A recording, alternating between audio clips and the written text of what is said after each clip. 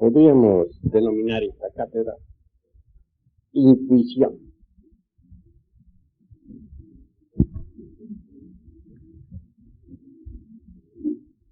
Ante todo, hemos de empezar por la base, el hombre.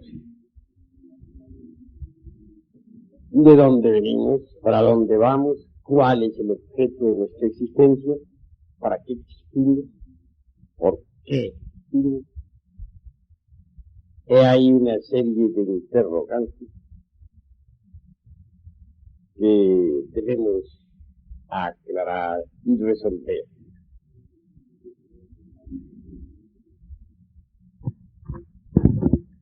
Nace un niño y de hecho recibe el cuerpo físico en forma gratuita, es obvio.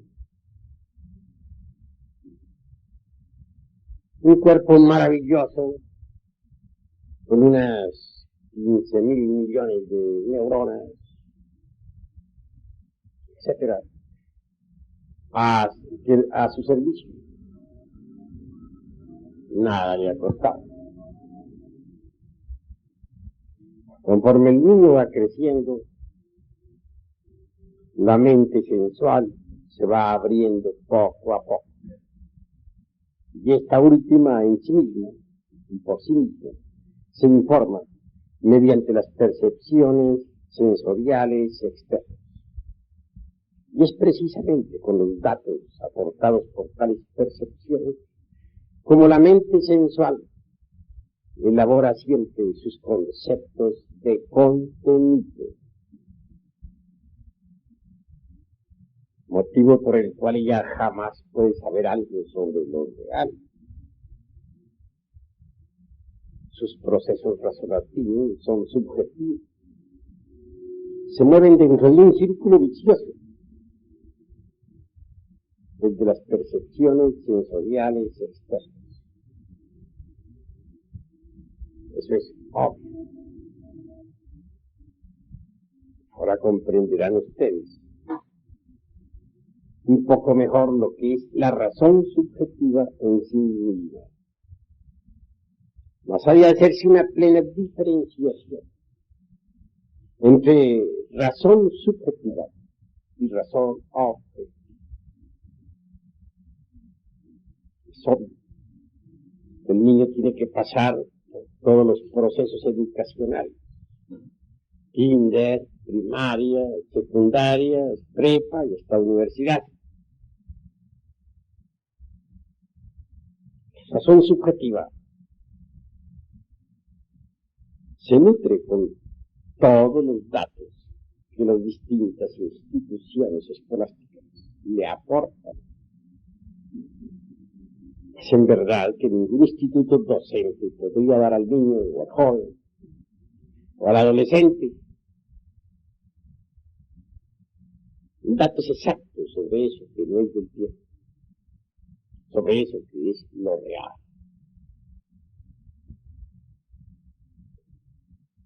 En verdad, hermanos, que las especulaciones de la razón subjetiva vienen a conducir, pues, al intelectual, al terreno absurdo, dijéramos, del utopismo, o en el mejor de los casos, de las simples opiniones de tipo subjetivo.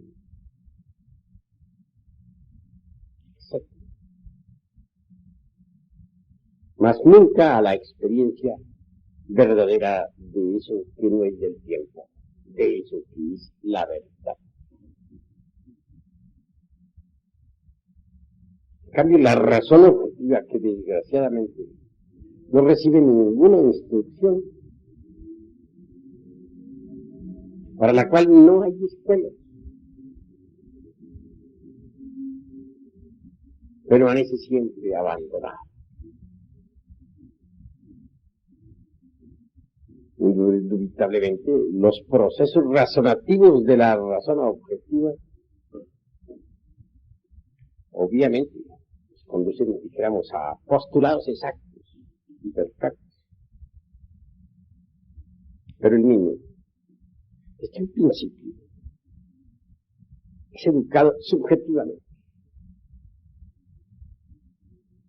Para él no existe ninguna forma de instrucción superior.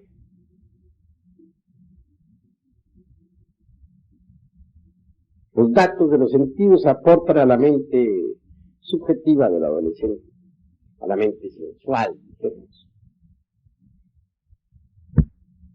Todas las cuestiones escolásticas, de familia, etcétera, son meramente empíricas y subjetivas. Y eso es lo lamentable. En principio el niño no ha perdido todavía la capacidad de asombro. Obviamente se asombra ante cualquier fenómeno. Un hermoso juguete despierta en él ese asombro. Se divierten los niños con sus juguetes.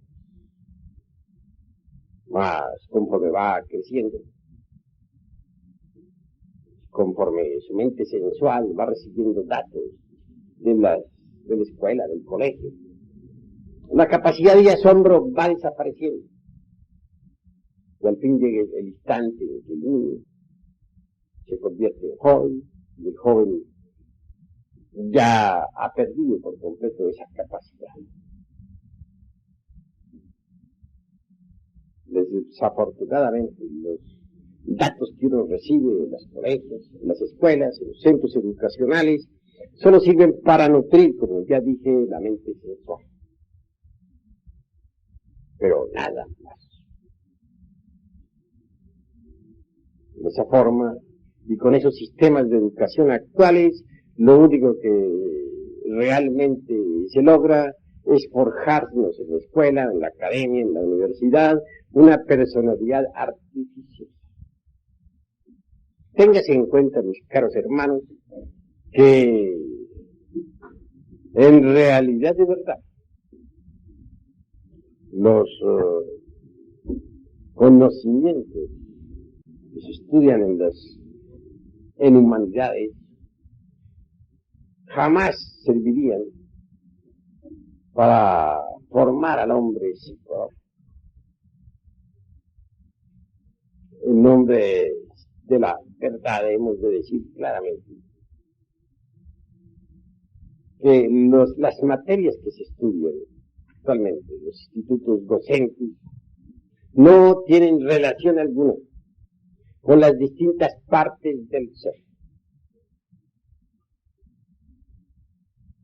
Por eso es que solo sirven para falsear los 5 cilindros de la máquina orgánica, quitarnos la capacidad de asombro, desarrollar la mente sensual, forjar en nosotros una personalidad falsa.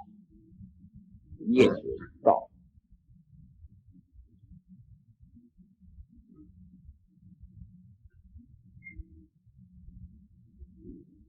Así pues que se entienda claramente que la mente sensual en forma alguna podría producir en nosotros una transformación radical.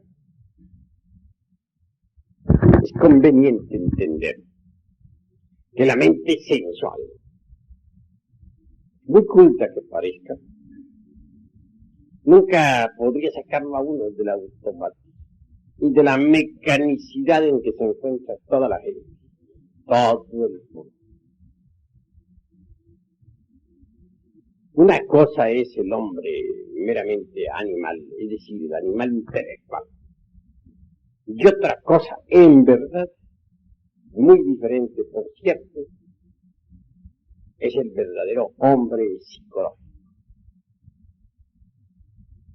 Al citar la palabra hombre, incluye también, naturalmente, a la mujer.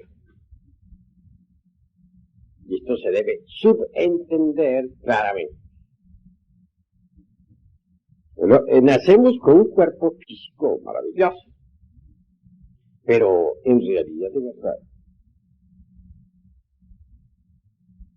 necesitamos hacer algo más. Formar el cuerpo físico no es difícil, lo heredamos. Pero formar el hombre psicológico sí es difícil. Para formar el cuerpo físico no necesitamos trabajar sobre sí mismos. Pero para formar al hombre psicológico sí debemos trabajar en sí mismos. Eso es obvio. Se trata pues de organizar la psiquis que está desordenada para crear el hombre psicológico. Es el verdadero hombre en el sentido más completo de la palabra. Decía el maestro Gurdjieff que la máquina no tiene orgánica, no tiene ninguna psicología.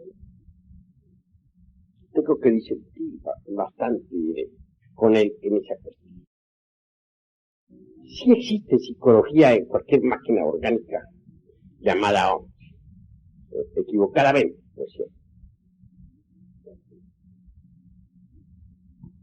Lo que sucede es que está desorganizada. Esto es distinto. Organizar esa psicología dentro del animal intelectual es lo urgente, lo inaplazable, lo impostergable. Si es que queremos en verdad crear el verdadero hombre, que es el hombre psicológico. Distínguase pues entre el animal intelectual, equivocadamente llamado hombre, y el verdadero y auténtico hombre psicológico. Nosotros necesitamos trabajar sobre sí mismos, si es que queremos crear a tal hombre. Sin embargo, hay lucha en nosotros. La mente sensual es enemiga declarada de la mente superior. La mente sensual se identifica con cualquier circunstancia. Si, por ejemplo, de pronto nos hallamos en el píparo banquete, nos identificamos tanto con las llantas que nos convertimos en glotones. Si se nos brinda una copa, nos identificamos tanto con el vino que terminamos embriagos. Si encontramos en nuestro camino una persona del sexo opuesto, fascinante, interesante, nos identificamos tanto con aquella que al fin terminamos nosotros de fornicarios o convertidos simplemente en adúlteros.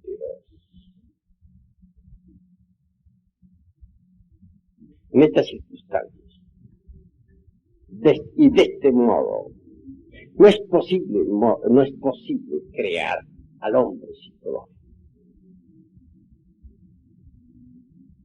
Si por alguna parte hemos de iniciar el trabajo de crear al hombre psicológico, será en realidad de verdad trabajando sobre sí mismos, no identificándonos jamás con ninguna circunstancia y autoobservarnos de instante en instante, de momento en momento. Hay quienes hierran el camino. Existen sociedades, escuelas, órdenes, logias, religiones, sectas, que pretenden organizar la psiquis humana.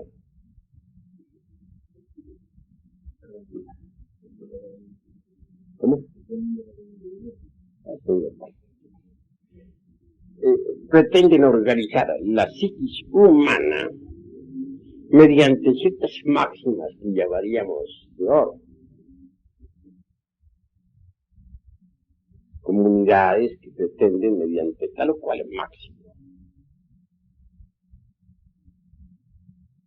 comportarse en todas las circunstancias de la vida, a fin de conseguir algo que ellos llamarían purificación, santidad, etcétera. Todo esto es urgente analizarlo. Es obvio que una máxima, cualquiera, de tipo ético, religiosa, nunca podría servir de patrón para los distintos aconteceres de la vida. Una máxima, aún estructurada, con la lógica superior de un Ouspensky, por ejemplo. En verdad, que jamás podría crear un nuevo cosmos, ni una nueva naturaleza. Supeditarnos estrictamente a una máxima, con el propósito de organizar nuestras vidas, sería absurdo. Esto significaría convertirnos en esclavos, obviamente.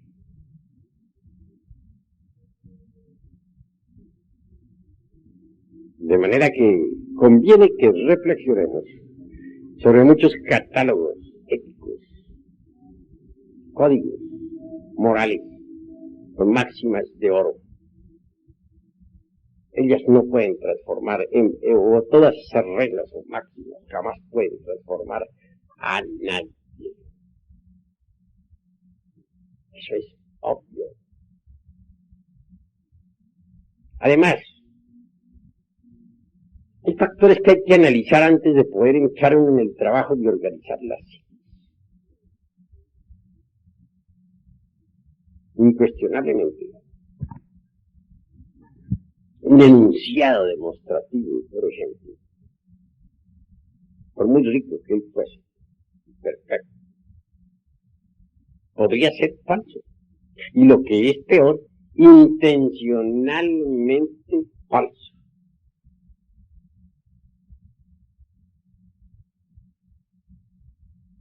Así que, al intentar nosotros una transformación de sí mismos, tenemos que volvernos un poco más individuales. No quiero decir egoístas.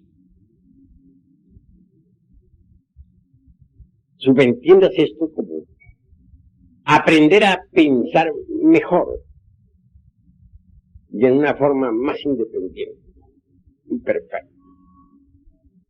Que muchas sentencias sagradas, máximas de oro, como ya dije, aforismos, que todo el mundo considera perfectos, realmente no podrían servir de patrón de medida para conseguir una transformación auténtica y una organización de la psiquis dentro de nosotros. Se trata de organizar la psiquis interna.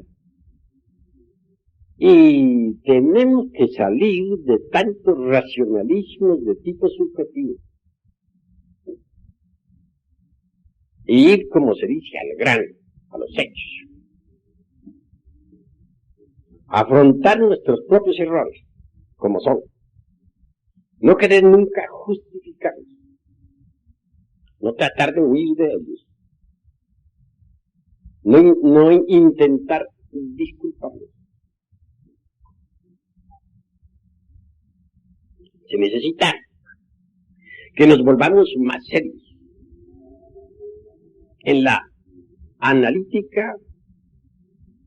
Tenemos que ser, digamos, más juiciosos, más comprensivos.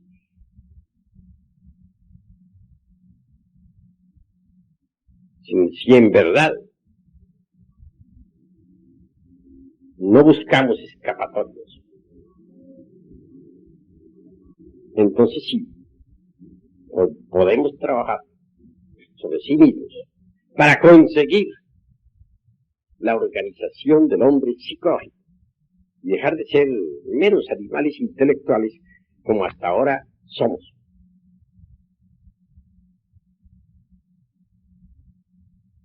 Autoobservación psicológica es básica. Se necesita en verdad autoobservarlo de instante en instante, de segundo en segundo. ¿Con qué objeto? Uno, ¿cuál? Descubrir nuestros defectos de tipo psicológico. Pero descubrirlos en el terreno de los hechos. Observarlos directamente, juiciosamente, sin evasivos, sin disculpas, sin escapatorias de ninguna especie. Una vez que un defecto ha sido debidamente descubierto, entonces, y solo entonces, podemos nosotros comprenderlo. Y al intentar comprenderlo, debemos, repito, ser severos consigo mismos. Muchos cuando intentan comprender un error, lo justifican, o lo evaden, o lo esconden de sí mismos. Y eso es absurdo. Hay también algunos hermanitos gnósticos que al descubrir tal o cual defecto en sí mismos, comienzan con su mente, dijéramos, teorética, a hacer especulaciones.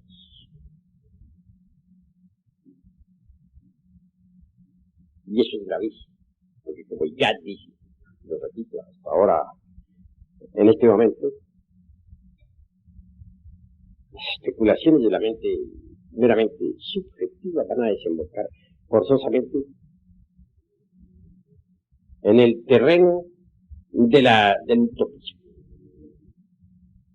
Eso es claro. Sí, pues, si se quiere entender un error, las especulaciones meramente subjetivas deben ser eliminadas. Para que sean eliminadas se necesita haber observado el error directamente. Solo así, mediante una correcta observación, es posible corregir la tendencia a la especulación.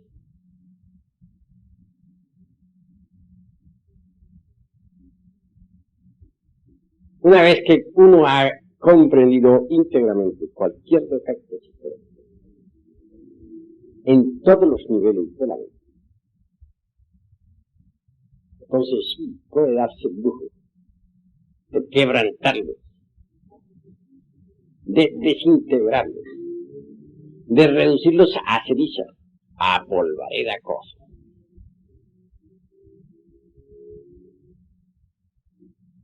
Sin embargo, no debemos olvidar nunca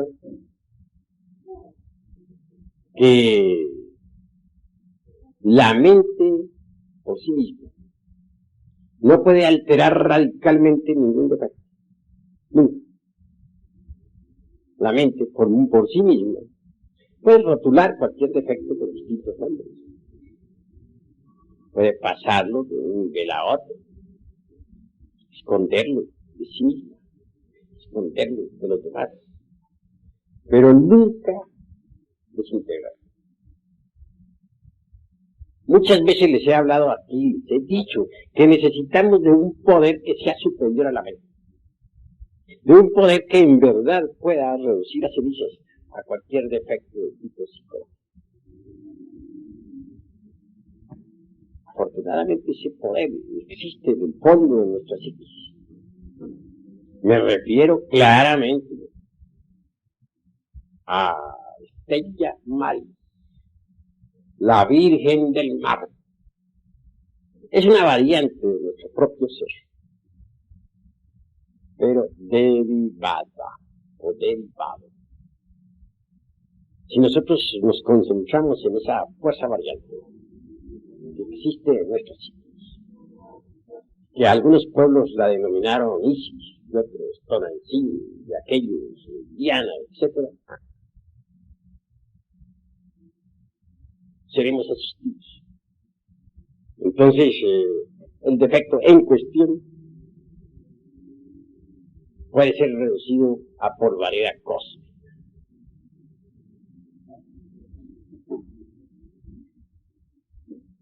Cualquier agregado psíquico, viva personificación de tal o cual error,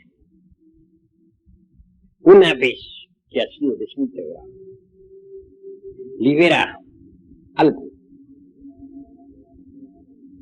Eso se llama esencia. Es claro que dentro de cualquiera de esas botellas, conocidas como agregados psíquicos, existe esencia o conciencia anímica infrascada. O sea, quebrantarse este o aquel error, el porcentaje de esencia allí depositado o embotellado, es liberado. Cada vez que un porcentaje de esencia búdica es liberada, aumenta de hecho y por derecho propio el porcentaje de conciencia. Y así conforme nosotros vamos quebrantando los agregados psíquicos,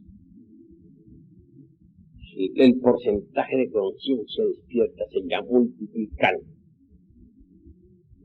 Y cuando la totalidad de los agregados psíquicos sea reducida a cenizas, la conciencia habrá despertado también en su totalidad. Si tan solo hemos quebrantado un 50% de elementos psíquicos inhumanos, indeseables, poseeremos obviamente un 50% de conciencia objetiva, despierta. Mas si nosotros conseguimos quebrantar el 100% de los agregados psíquicos indeseables, lograremos de hecho y por derecho propio un 100% de conciencia objetiva.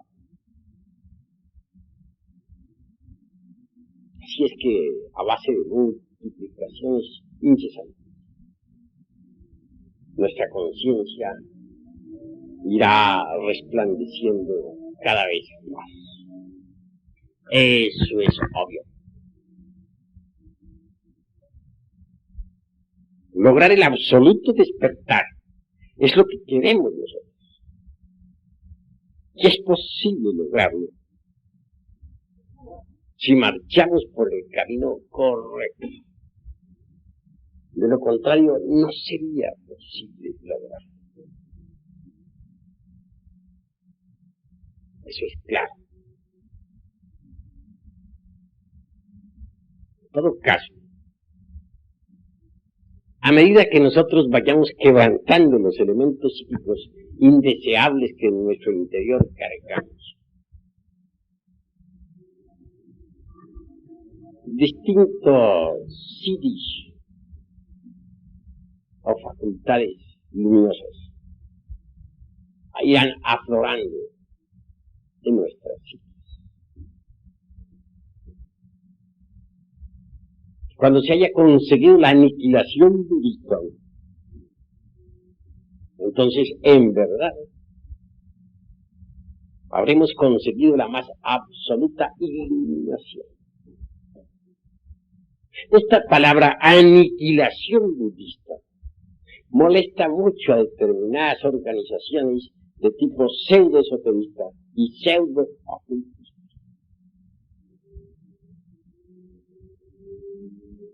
A nosotros, en vez de fastidiarnos tal palabra, nos agrada realmente conseguir el 100%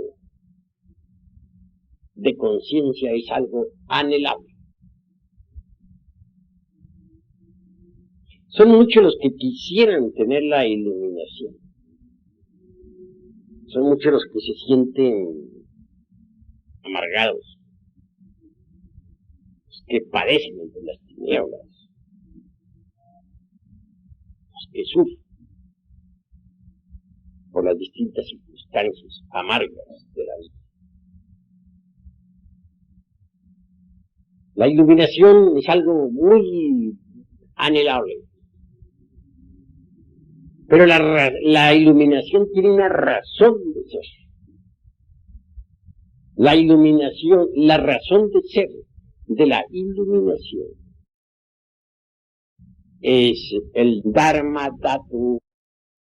Esta palabra de tipo sánscrito sonará un poco extraña a los oídos, los aquí presentes. Dharma Dhatu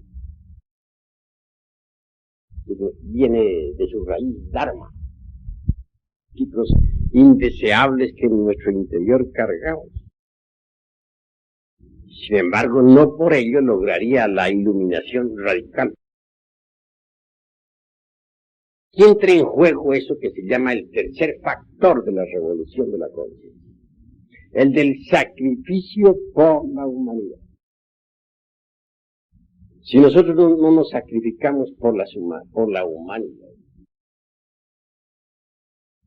no sería posible conseguir la iluminación absoluta. Porque, repito, la razón de ser de la iluminación es el Dharma Dhatu. Es obvio que si desintegramos el ego, se nos paga. Es cierto y de toda verdad que si creamos los cuerpos existenciales superiores del ser, se nos paga. No podemos negar que si nosotros nos sacrificamos por nuestros semejantes, se nos paga. Todo eso es indubitable. Para conseguir la iluminación absoluta, se necesita trabajar con los tres factores de la revolución de la conciencia. Nacer, es decir, crear los vehículos existenciales superiores del ser. Morir, desintegrar el ego en su totalidad.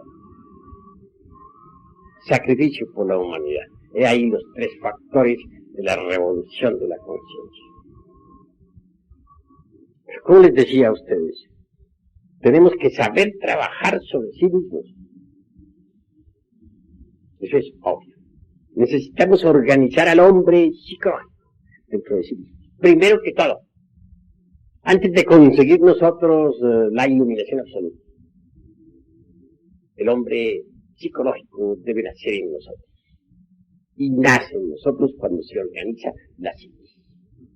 Hay que organizar la psiquis dentro de sí mismo, aquí y ahora. Si nosotros trabajamos correctamente, organizamos la psiquis. Por ejemplo, si no malgastamos las energías del centro emocional, si no malgastamos las energías de la mente, o del cerebro motor, instintivo, sexual, es obvio que con tal reserva creamos, o venimos a crear, a dar forma al segundo cuerpo psicológico en nosotros. Un cuerpo para las emociones. Denominémoslo el dolor. Es indubitable que si nosotros nos libertamos de la mente sensual, conseguiremos en realidad de verdad ahorrar energías intelectuales, con las cuales podríamos nutrir al tercer cuerpo psicológico, a la mente individual. Y al pronunciarme contra la mente sensual, quiero que entiendan los hermanos claramente que no dejo de reconocer la utilidad de la mente sensual. y que necesitamos vivir en perfecto equilibrio. Saber manejar la mente superior y saber usar la mente sensual. Porque si uno no sabe usar la mente sensual, se olvida de que tiene que pagar la renta. Se olvida de que debe comer para existir.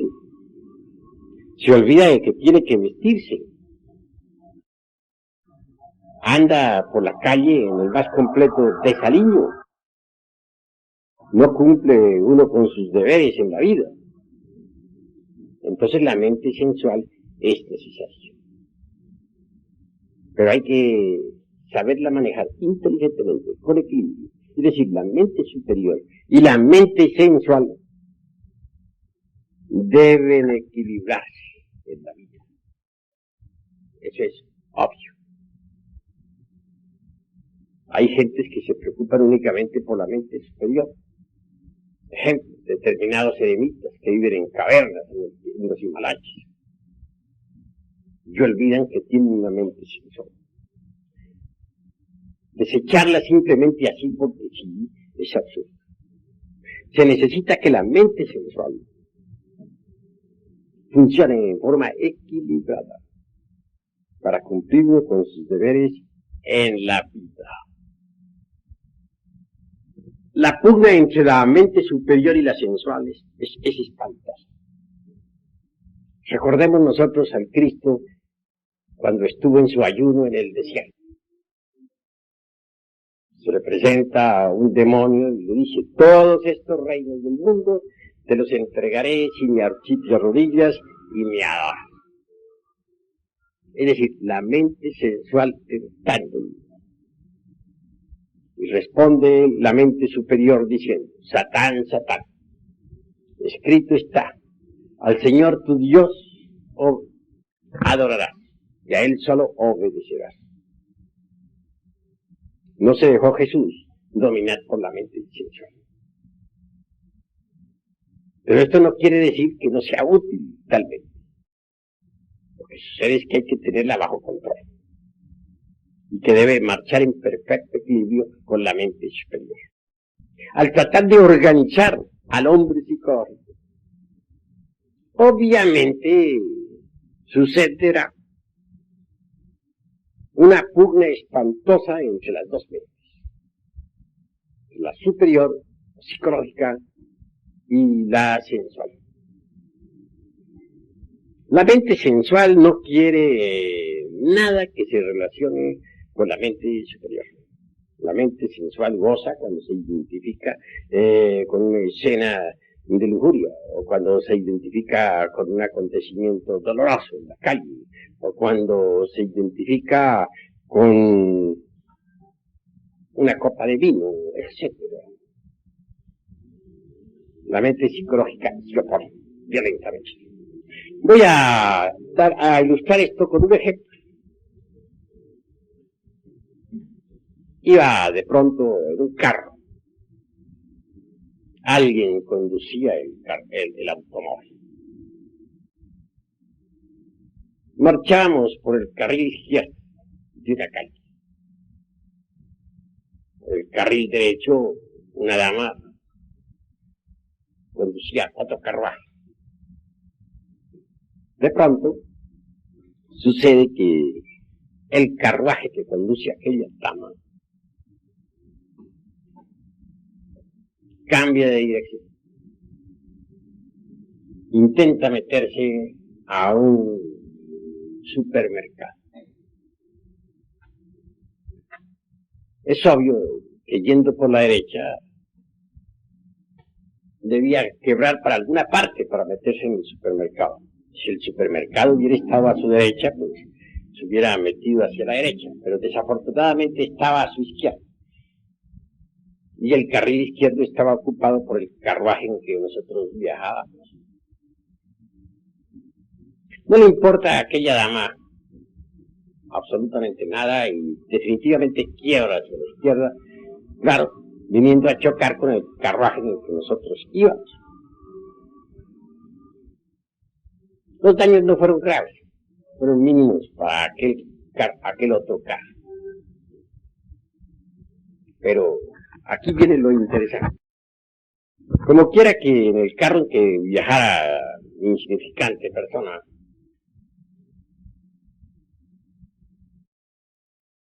el conductor reconoció no tener la culpa y en verdad no la tenía. Él no era culpable de que otro carruaje se le metiera por delante, quebrando violentamente en momentos en que él marchaba. Naturalmente, alegó eso a la dama en cuestión. La dama insistía en tener su razón. Claro, su razón era manifiestamente absurda. Y cualquier perito de tránsito la hubiera descalificado inmediato. Sin embargo, ella insistía. Llamó al seguro de ella para arreglar el problema. Después de unas 2 horas el seguro no llegaba. La dama insistía en que se le pagaran unos 300 pesos que costaba el daño, la reparación de su vehículo que ella misma había destruido. Los tripulantes del carro en que viajaba y su conductor definitivamente estaban airados de gran manera. Y aunque cualquiera de ellos hubiera podido pagarlo, no estaban dispuestos a hacerlo. Era tal la ira que tenía. Por mi parte, resolví no identificarme con aquella circunstancia. Nuestra disciplina psicológica, nuestro judo psicológico, dijéramos, nos indica que en tales casos uno no debe identificarse. Es obvio que permanecí sereno, de acuerdo con nuestro judo psicológico. Bueno, pero el tiempo se pasaba. 2 horas, y posiblemente muchas más. Tendríamos que aguardar, pues el seguro no aparecía. Al fin la dama aquella llegó muy respetuosamente hacia mí, pues yo que era el único que estaba sereno. Los demás tripulantes mosqueaban. Me dice, señor, si me diera usted siquiera 300 pesos, dejamos esta cuestión a un lado, que estoy perdiendo el tiempo y todos lo estamos perdiendo. Le dije, observe usted la posición en que están esos 2 carros. Si quería usted quebrar a la izquierda, debería haber traído el carril izquierdo. Usted va por el carril derecho. Y sin embargo intenta entrar a ese supermercado. No es posible entrar entrar por el carril derecho cuando el izquierdo lo ha ocupado. Cualquier perito en tránsito la descalifica. Señor, pero ¿qué hacemos perdiendo el tiempo? No viene el seguro. Bueno, tome sus 300 pesos y vaya usted en Santa Paz. No hay problema, siga su viaje. Es obvio que hubo una protesta general de los tripulantes. Se indignaron no solamente contra aquella dama, sino contra mí también.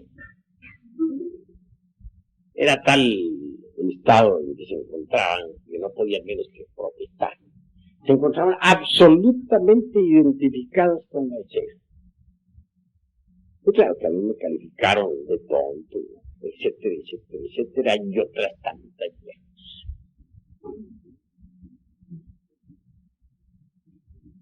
Claro, uno de los tripulantes avanzó directo hacia las damas con el propósito de insultarlas. Pues eran varias, la que conducía y acompañantes. Yo me adelanté un poquito y le dije a aquella señora, vaya si usted en Santa Paz y no haga caso a los insultadores. Bueno, la mujer muy feliz desde lejos me alcanzó a dar el último saludo y el carro se perdió allá, por esas calles de la ciudad. Hubiera podido seguir aguardando 3, 4, 6 horas, toda una tarde y posiblemente hasta la noche, hasta que llegara el seguro, para concluir en cualquier arreglo todo. Realmente no había problema grave. Los Los daños de aquel carro eran mínimos, pero aunque los tripulantes aquellos tenían dinero, de ninguna manera estaban dispuestos a pagar.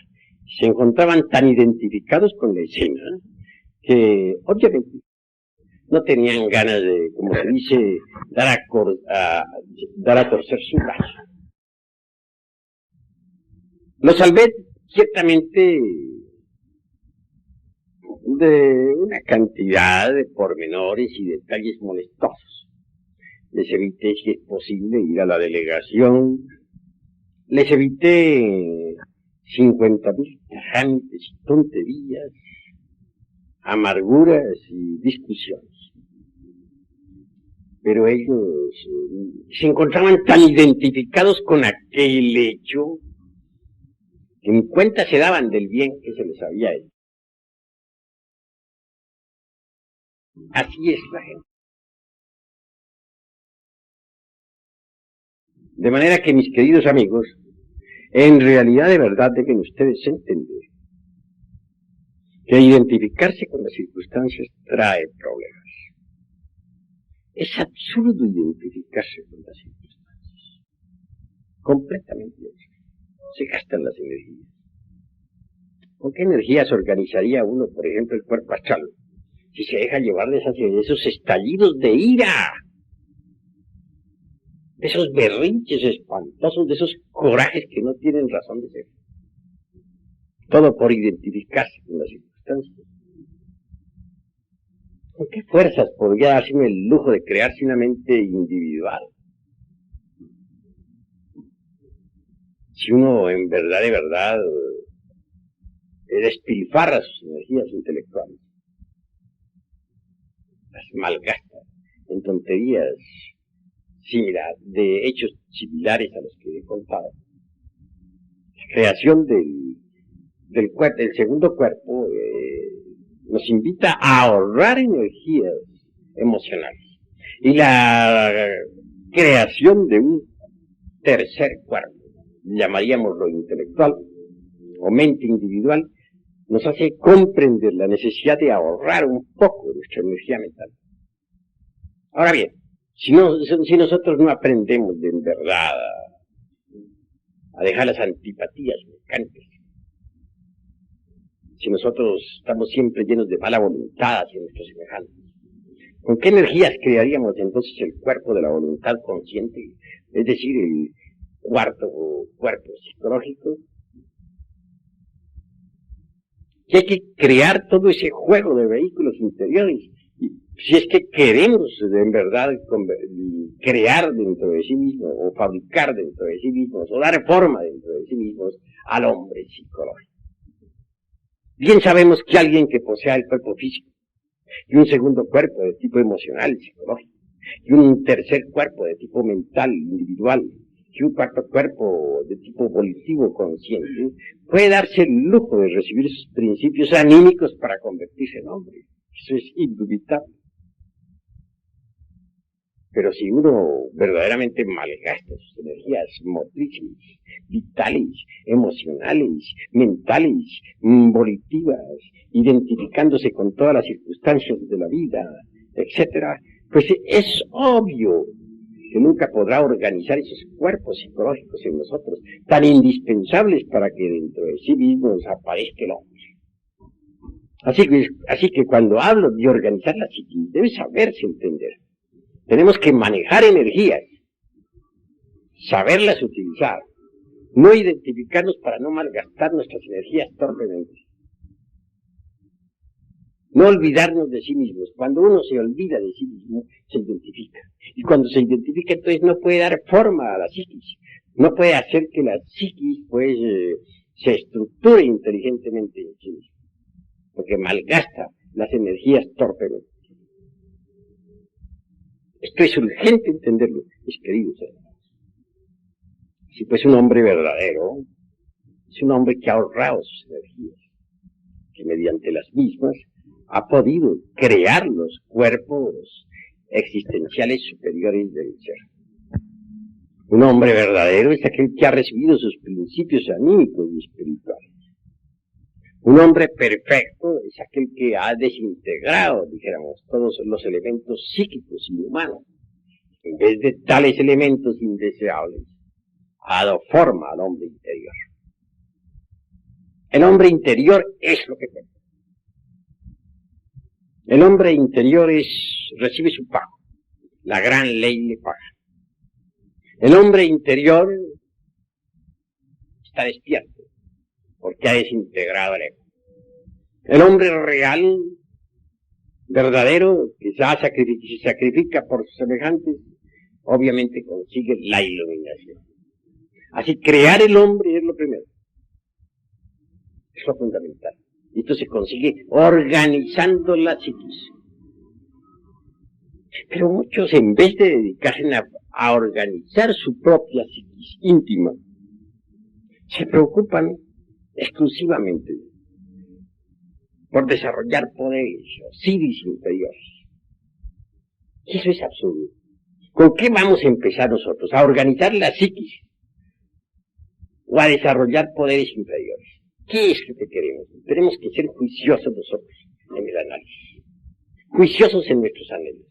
Si es poder en lo que estamos buscando, perdemos el tiempo miserablemente. Creo que lo fundamental es que organicemos nuestra psiquis interior. Eso es lo básico. Si ustedes lo entienden a sí mismos y trabajan en sí mismos, conseguirán darle forma a la psiquis. Entonces el hombre real, el hombre verdadero, habrá nacido en ustedes. Entiendan esto. Mejor es que, en vez de andar buscando psiquis inferiores, o poderes inferiores, como decimos nosotros, demos forma a la psiquis. Hay un poder trascendental que nace en cualquier hombre que verdaderamente ha trabajado sobre sí mismo. Me refiero en forma enfática a la intuición. La intuición. Y cito esto para que dejen ustedes de codiciar poderes. Pero ¿cuál es esa facultad? Se nos ha dicho que está relacionada con la glándula pinealis. No lo niego, pero lo interesante es explicar cuáles son sus funciones.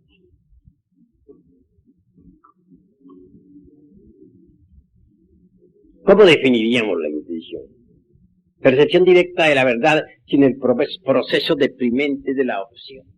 Bueno, está buena esa forma de definir, pero la encuentro muy incipiente. La usan todas las escuelitas, por ahí de tipo pseudo-esotérico y pseudo-ocultista. Pero la analítica nos invita a ahondar más en este asunto.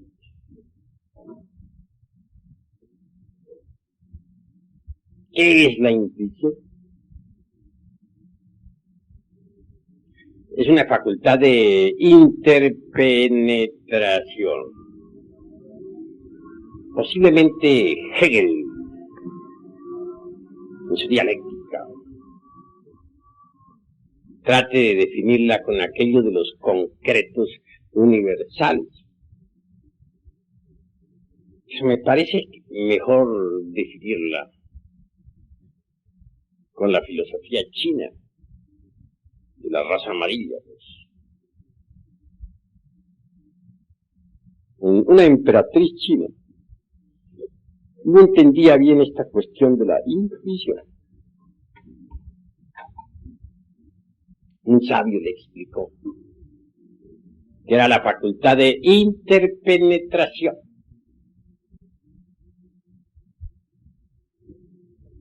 Está correcta esa definición, pero ya no la entendí. Entonces el sabio trajo una veladora encendida y la colocó en el centro de un recinto. Y a su alrededor colocó también 10 espejos. Es claro que la lumbre de aquella veladora se reflejaba en un espejo. Y ese espejo la proyectaba a otro espejo. Y el otro espejo la proyectaba al otro. y el otro al otro, y así trataron que los 10 espejos mutuamente se proyectaban la luz uno a otro. Se formó un juego de luces maravilloso, un juego con interpenetración. La emperatriz entendía. He ahí la facultad, la intuición. Si alguien ha logrado la aniquilación budista, si alguien ha conseguido fabricar los cuerpos existenciales superiores del ser, si verdaderamente es un hombre de verdad, en el sentido más trascendental de la palabra, entonces la facultad de interpenetración será en él. Téngase en cuenta que uno está contenido en el cosmos. Mejor dicho, uno es una parte de un todo. Dentro del microcosmos, hombre, hay mucho, existe mucho, y sin embargo la totalidad de uno no es sino una parte del todo. Ya sabemos que, por ejemplo, dentro del ayocosmos, o sea, el infinito, está contenido el macrocosmos. Dentro del macrocosmos, que es la Vía Láctea, está contenido, ¿qué es? El deuterocosmos, sistema solar. Dentro del deuterocosmos está contenido el sol cósmico. Y dentro de este está contenido, pues, el cosmos tierra, el mesocosmos. A su vez, dentro del mesocosmos está contenido el microcosmos hombre, y dentro del microcosmos hombre está contenido, pues, la vida de lo infinitamente pequeño, el criptocosmos. Como dentro de un cosmos hay otro cosmos, y dentro de ese cosmos hay otro. Y por todo hay 7 cosmos, unos contenidos en otros. De manera que dentro de nosotros hay un cosmos inferior. Eso es claro, el criptocosmos. Y un cosmos superior. Es claro, el mesocosmos. Es decir, nosotros estamos entre un cosmos superior y un cosmos inferior. Estamos también muy relacionados. Nuestros padres pues nos dieron origen. A su vez de nosotros devienen los hijos, los nietos. Todos estamos interpenetrándonos mutuamente. Si la interpenetración es una ley perfectamente definida por la dialéctica de Hegel, con sus famosos conceptos que ya que ya he explicado. Indubitablemente, mis queridos amigos, la existencia de un mundo cualquiera,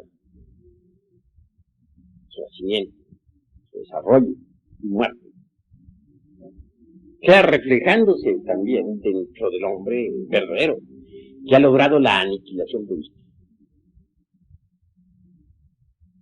Entonces, puede decir, bueno, conozco la historia de ese planeta.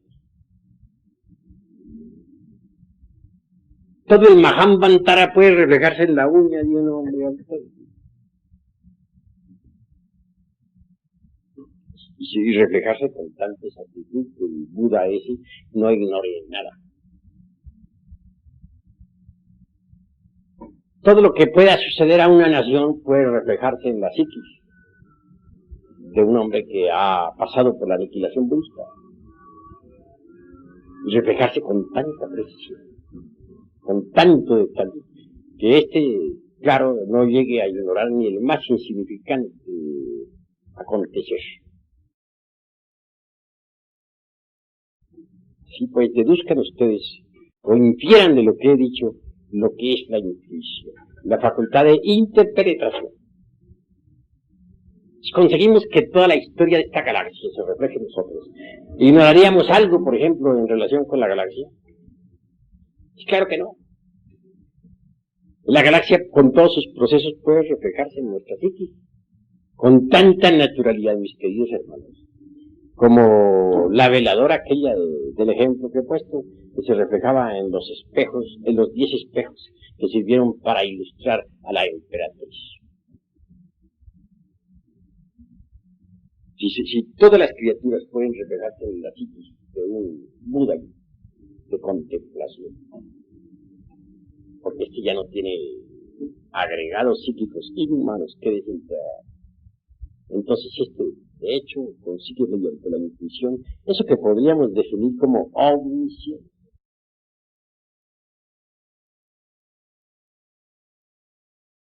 Llegar a la iluminación, pues es posible. Pero no olviden, mis queridos amigos, que la iluminación a su vez tiene sus leyes. La razón de ser de la iluminación es el Dharmatattva, es decir, el Dharma.